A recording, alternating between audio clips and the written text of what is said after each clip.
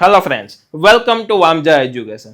મને ખ્યાલ છે કે તમે ચાર લાસ્ટ મિનિટ રિવિઝનના વિડીયો જોયા છે. તો આ છેલ્લો વિડીયો એટલે કે 5મો વિડીયો ગુજરાતી વિષયનો લાસ્ટ મિનિટ રિવિઝનનો છે. તો ધોરણ 9 વિષય ગુજરાતી દ્વિતીય પરીક્ષાના આઈએમપી આપણે જે લાસ્ટ મિનિટ રિવિઝન કરીએ છીએ, આપણી દ્વિતીય પરીક્ષા આવતીકાલે છે, તેમનું રિવિઝન કરો છો તો તેમનો આ પાર્ટ 5મો છે. બરાબર, આવતીકાલે અથવા તો આ વિડીયો અપલોડ જો સવારે થાય એક્ઝામના દિવસે તો આજે જ તમે કરી શકો. હું આગલા દિવસે વિડીયો શૂટ કરું છું તો તે આપણે વિડીયો સરસ રીતના જોઈએ અને આખું લાસ્ટ મિનિટ રિવિઝન છે તેને પૂર્ણ કરીશું. આપણે કુલ 30 પ્રશ્નો કરાવેલા છે. કુલ 5 પાર્ટની અંદર 30 પ્રશ્નો કરાવ્યા છે. આમાં 5 બાકી છે, 25 પ્રશ્નો આપણે કરાવી દીધા છે. તો ચોક્કસથી તમે આ બધા જ પ્રશ્નોને સરસ રીતના જોઈ લેજો અને સાથે સાથે શીખી લેજો. તમને ખૂબ સરસ રિવિઝન થઈ જશે અને બધા જ પ્રશ્ન મોસ્ટ આઈએમપી ક્વેશ્ચન છે. આગળ જોઈએ. અને હા, લાઈક કરવાનું, સબસ્ક્રાઇબ કરવાનું ભૂલતા નહીં. ઓકે, ચાલો. હોસ્ટેલમાં રહેતી દીકરીનું દ્રઢ મનોબળ આપણે જણાવવાનું છે. તો ચાલો જણાવીએ. તો હોસ્ટેલમાં રહેતી દીકરી ઘરનું વાતાવરણ મૂકી અને ત્યાંની તમામ સગવડોથી નાસીપાસ થયા વગર ત્યાંના વાતાવરણ સાથે સમાનુકૂળ સાધે છે અને પોતાના લક્ષ્ય તરફ તે ગોલ છે, લક્ષ્ય છે, તેના તરફ તે આગળ વધે છે, ધ્યાન આપે છે. તેની મમ્મીના આરામનો અરમાનો પૂરા કરવાનું એકમાત્ર લક્ષ્ય છે અને આથી હોસ્ટેલની જિંદગીમાં પણ લીલાછમ પાનની જેમ તે ખુશ રહે છે અને આમ તેનું દ્રઢ મનોબળ દર્શાવે છે. કોણ? તો કે હોસ્ટેલમાં રહેતી જે દીકરી છે તે દીકરી. ચાલો. નાનજીભાઈ કાલિદાસ મહેતાને યુગાન્ડાના બેતાજ બાદશાહ તરીકે શા માટે ઓળખાવ્યા છે? મારી દ્રષ્ટિએ આ ક્વેશ્ચન ખૂબ મોસ્ટ આઈએમપી છે. આને તમે સ્ટાર માર્ક કરી શકો છો. તો ચાલો આપણે ક્વેશ્ચન્સ જોઈએ. તો નાનજીભાઈ કાલિદાસ પાસે ખેતીનું બિલકુલ જ્ઞાન ન હતું. ખેતી કરવાનું બિલકુલ જ્ઞાન હતું જ નહીં, ન હતું.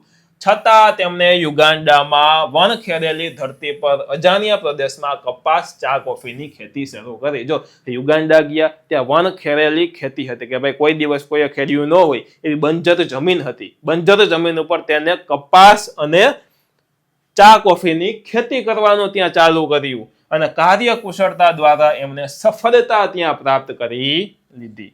તેમણે એક ઉદ્યોગ તરીકે કપાસનો વિકાસ કર્યો કે યુગાન્ડા રૂ માટે જગ વિખ્યાત બન્યો. અત્યારે યુગાન્ડા છે તે રૂ એટલે કે કપાસ માટે જગ વિખ્યાત છે. તો ત્યાં રૂનું વાવેતર કરવાનું ચાલુ આપણા ઇન્ડિયન એટલે કે નાનજીભાઈ કાલિદાસ મહેતા આએ કરેલું છે. તેમણે શેરડીનું વાવેતર કર્યું અને આ રીતે તેમણે યુગાન્ડાની આર્થિક પ્રગતિનો પાયો નાખ્યો. અને યુગાન્ડા આ ખેતી થવા માંડી યુગાન્ડામાં એટલે યુગાન્ડાની પણ આર્થિક પ્રગતિ થઈ. ઈસવીસન 1924માં સુગર ફેક્ટરી શરૂ કરી અને જાપાનની ટેકનોલોજી અપનાવી અને તેમણે નવા યુગની શરૂઆત કરી. 1924ની અંદર જાપાનની ટેકનોલોજી અપનાવી અને એમને સુગર ફેક્ટરી એટલે કે ખાંડ બનાવવાની ફેક્ટરી છે તેને યુગાન્ડામાં ચાલુ કરેલી અને એ લોકો શેરડી તો વાવતા જ હતા અને શેરડીમાંથી ખાંડ બને એટલે એમાંથી પછી ખાંડ બનાવે અને આમ સૌરાષ્ટ્રના એક 4 ચોપડી બનેલા વ્યક્તિએ યુગાન્ડામાં ઉદ્યોગ ક્ષેત્રમાં સારો વિકાસ કર્યો અને આથી નાનજીભાઈ કાલિદાસને યુગાન્ડાના બેતાજ બાદશાહ તરીકે ઓળખવામાં આવે છે. બરોબર, ડન. વધ્યા આગળ. ચાલો, નીચેની કાવ્ય પંક્તિ સમજાવો. સિદ્ધને રૂવો છો દાદા શું છે અમને કહો ને રે, દર કટક આવ્યું છે દીકરી વહારે કોણ ચડશે રે. તો ચાલો આપણે આનું કાવ્ય પંક્તિ છે આ એમને સમજાવીએ. તો દીકરી તેજમલ દાદાને પૂછે છે કે સિદ્ધને રોવો છો દાદા એટલે કે શું કામ રોવો છો દાદા, અમને કહો ત્યારે. તો દાદાએ દીકરી તેજમલને કહ્યું કે આપણા રાજ્ય પર દુશ્મનોએ આક્રમણ કર્યું છે. દાદાએ કીધું કે આપણું રાજ્ય છે એના ઉપર દુશ્મનો છે તેમને આક્રમણ કર્યું છે અને આપણી વહારે કોણ આવશે એટલે કે આપણી મદદે કોણ આવશે. 7 દીકરીના પિતાએ એક પણ શૂરવીર પુત્ર નથી. આથી દુશ્મનોનો સામનો કોણ કરશે?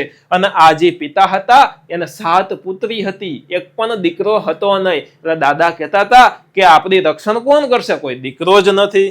અને આ વ્યથાને લીધે દાદા રડી પડ્યા. બરોબર, તો આ કાવ્ય પંક્તિનો અર્થ છે. એના પછીનો ક્વેશ્ચન. સોંડાની મહેમાન ગતિનું વર્ણન કરો. તો ચાલો જોઈએ. વૈશાખ મહિનાને ધોમધખતા તાપમાં એક ઘોડેસવાર ભૂંબલી ગામમાં એક સોંડા નામના વ્યક્તિની વાડીએ પહોંચ્યો. એક વ્યક્તિ હતો, સોંડા નામના વ્યક્તિની વાડીએ પહોંચ્યો. ક્યારે? તો કે ધમધકતો તાપ હતો અને મહિનો હતો વૈશાખ. આવા તાપમાં તેને હાથ પગ ધોયા અને આરામની જરૂર લાગી. ઘોડેસવારને સોંડાએ ધોરિયાની લીલી ધ્રો ઉપર ખાટલો ઢાળી દીધો અને કોષ હાંકતા હાંકતા સોંડાએ ખેડૂતની દયનીય પરિસ્થિતિનું વર્ણન કર્યું. ખેડૂતની દયનીય પરિસ્થિતિ હતી તેનું વર્ણન કર્યું. એની વાણીમાં કડવાશ હતી અને એને રાજાને ઘણું કહ્યું, પરંતુ એમ છતાં રાજા ખુશ થયા. જો એ અજાણ્યો વ્યક્તિ હતો, તે બીજું કોઈ નહીં, તે રાજા હતા, પરંતુ સોંડાને તે ખબર નહોતી. પરંતુ સોંડાએ તો ખેડૂતની દયનીય પરિસ્થિતિનું એને વર્ણન કર્યું અને રાજાને સહેજ પણ માઠું નહીં લાગ્યું, એટલે કે લાગ્યું નહીં. ઘોડેસવારને ભૂખ લાગી હતી અને તેને સોંડાને કહ્યું, જમવાનું મળશે કઈ? ત્યારે સોંડાએ ઘોડેસવારને બોરો જમાડ્યો, પાંદડાનો દરિયો બનાવી અને તેમાં તેને બોરો ખાવા આપ્યો. પાંદડાનો એક દરિયો બનાવી, એટલે કે વાટકા જેવું બનાવી અને તેની અંદર જમવા આપ્યું. તાપમાં તપી ગયેલા ઘોડેસવારને આ ખોટા અને શીતળ બોરો મીઠો લાગ્યો. ખાટો અને શીતળ બોરો મીઠો લાગ્યો અને પોતાના ભાગનો પણ બોરો આપી દીધો. સોંઢાએ એનો પોતાના ભાગનો જે બોરો હતો તે પણ જમવા આપી દીધો અને આ મજાનિયા ઘોડેસવારની સારી મહેમાન ગતિ કરાવી. ચાલો, આ આજના રિવિઝનનો ગુજરાતીનો છેલ્લો પ્રશ્ન. આટલા પ્રશ્ન ઇનફ છે. આગળના 4 પાર્ટે તમારે જોઈ લેવાના છે. ટાંકણાના ઘા સહીને આ પંક્તિ છે. આ પંક્તિમાં તમને શું શીખવા મળે છે, જે આપણે સમજાવવાનું છે. આની અંદર પંક્તિ આખી નથી આપી, એટલી જ આપી છે ક્વેશ્ચનમાં. બાકીની પંક્તિનો અર્થ આપણને ખબર હોવો જોઈએ. પંક્તિ ખબર ન હોય તો આમાં ચાલે, બરોબર. જેમ કોઈ શિલ્પકાર સરસ મજાનું સુંદર શિલ્પ તૈયાર કરવા માટે આરસ પર ટાંકણાના ઘા મારે છે અને આરસ પહાડ ટાંકણાના ઘા સહન કરે છે, આથી આરસ પહાડ સુંદર શિલ્પ ધારણ કરે છે. આરસ પહાડ છે પોતે સુંદર શિલ્પ ધારણ કરે છે.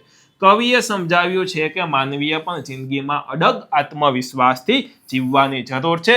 ગમે તેવી વિકટ પરિસ્થિતિમાં પણ મનુષ્યએ અડગ ઊભા રહીને સામનો કરવો જ જોઈએ અને એ મોત સામે પણ ઝઝૂમવા તૈયાર હોય. આવી વ્યક્તિ જ જીવનની કપરી પરિસ્થિતિનો સામનો કરીને કંઈક પામે છે, કોઈક વસ્તુ છે તે પોતે મેળવે છે, એટલે કે પામે છે.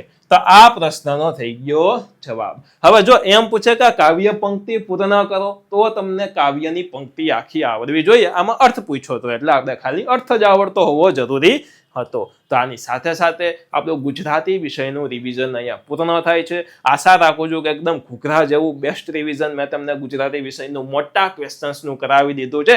તમને બધા જ ક્વેશ્ચન સરસ રીતના યાદ રહી ગયા હશે, સમજાઈ ગયા હશે. હવે તમને કોન્ફિડન્સ આવી ગયો હશે એક્ઝામ આપવાનો. તો ચોક્કસથી બધા જ વિદ્યાર્થીઓને બેસ્ટ ઓફ લક. સરસ રીતના એક્ઝામમાં જાઓ અને પછી એક્ઝામ ભરીને આવો એટલે પૂછો, કહેજો મને કે આ ક્વેશ્ચન હતા કે નહોતા, બરોબર. આશા રાખું છું કે તમને ક્વેશ્ચન ગમ્યા હશે. તમે વિડીયો લાઈક કરી દીધો છે, ચેનલને સબસ્ક્રાઇબ કરી દીધી છે. ધન્યવાદ.